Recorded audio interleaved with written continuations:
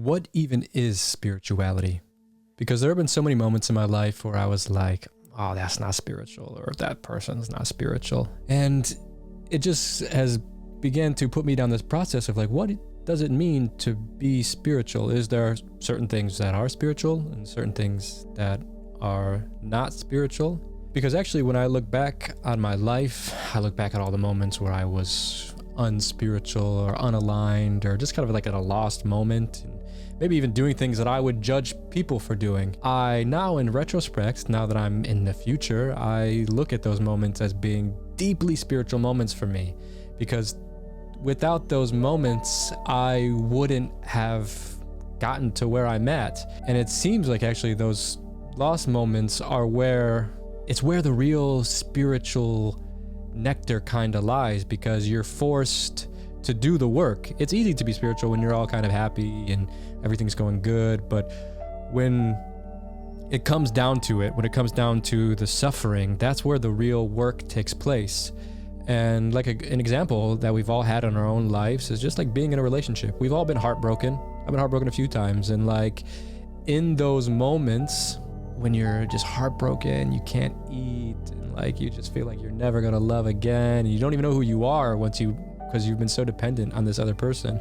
And once they're gone, it's just like your whole world is ripped from underneath you. You know, it's just like you're floating out in the middle of the ocean with no life jacket and no boat, and maybe even a month or a year.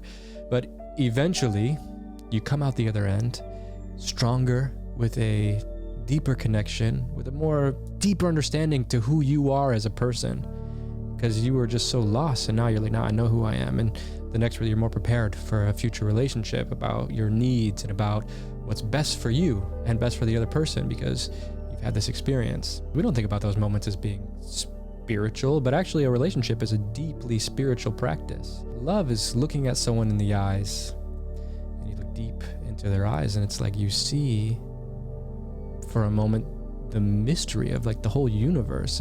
It unfolds in like a moment of just like looking at this person that you care about. It's like everything in the whole universe makes sense, and it's a flash, and it's like all of the whole universe and time just exists within their eyes, or the suspension of that moment. That moment is not only found in love, it's not only found in suffering, it's found when we're not distracted, or it's found when we're focused on something. And this is why people talk about meditation, focusing on your breathing. It's about bringing your attention to a single point. This is why they talk about praying. It's about bringing all the clutter of your mind into being grateful, you know, giving thanks, praying for the people that you love. It's about bringing all that attention and focusing into a positive energy, or like chanting, where you're repeating these divine syllables. And through that, it sort of shakes you out of your thoughts, it shakes you out of your distraction, and it focuses you. And when you are focused, it brings you to that place. Like for me, my definition of spirituality, it's so personal and it's so vast, how could you ever define that? But for me, it's one person's relationship to the mystery itself. How can one person be wrong about the way that they interpret the mystery, whether it's through religion, whether it's through art, science, or any ways? There's so many ways to interpret this. But when a person sincerely seeks the substance of reality, the essence of reality, the reaction to pursuing this is the substance of spirituality. And there's many names for it. You can call it whatever you want, but it's the feeling, you know, when you look out into the universe and eventually it's just like, this thing just goes on forever. It's infinite. And you kind of get thrown into that position where you're like, what the fuck even is this life? What is this? We just wake up here and you just go to school, you just go to work. And like, we get so distracted that we don't stop to think about like, hold on, wait a second. You look, no one's looking around. There are moments where it hits us, you know, where it's like, oh my God.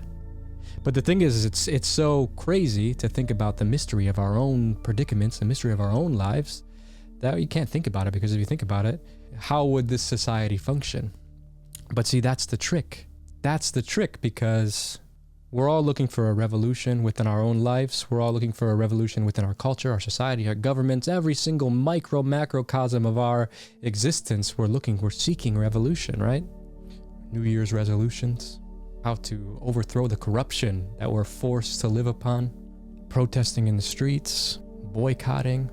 There's many, many different methods that have been attempted and reattempted and ultimately been unsuccessful. You know, we're still living in this pool of someone else's, you know, game. And the real way to break this is if we examine the people over in India, the sadhus of India. They give up everything and they stop playing the game. They don't go to work. They don't have IDs. They don't even really wear clothes. In this is a liberation.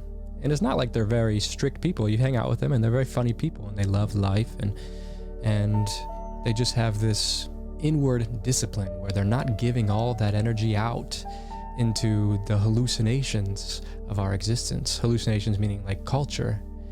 Like, think about like how much of our days is consumed by our culture, celebrity gossip, political stuff. You know, we're totally immersed in it, and this controls our emotional lives and it controls our every, you know, thing of our being.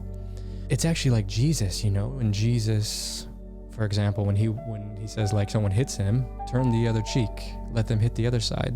Don't give any reaction, because when you contain all of this energy within yourself and you don't give it out to the gossip and to the pain that other people have, that they're trying to get out of you to confirm their own pain, when you don't give that to them, it breaks the cycle. This is the revolution. This is why the spiritual revolution is the real revolution. It's about reclaiming your power and retaking it. And this is why I don't think spirituality is a destination. It's not a moment. It's not waiting for you somewhere.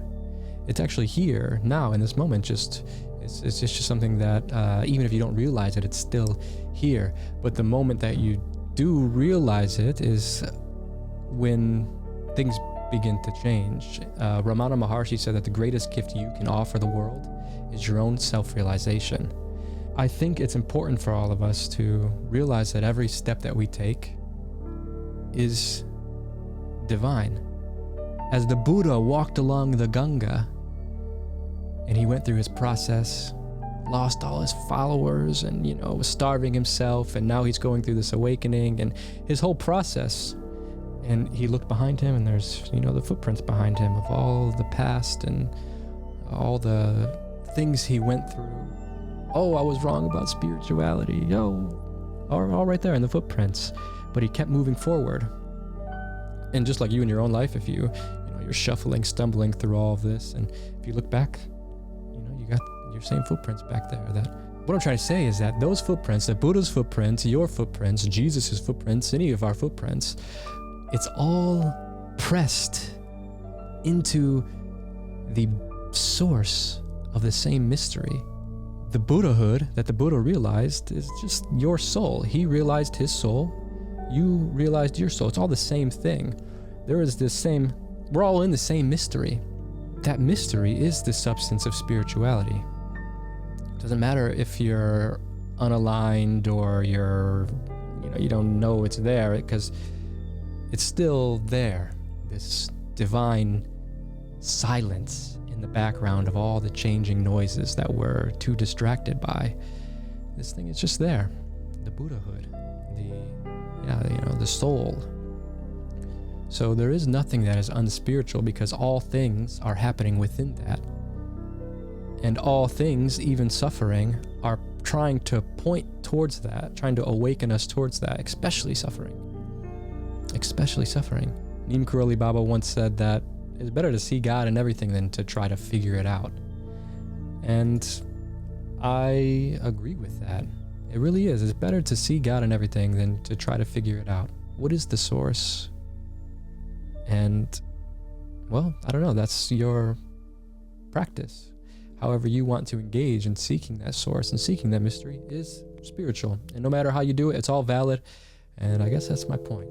My name's Dakota. Catch you next time.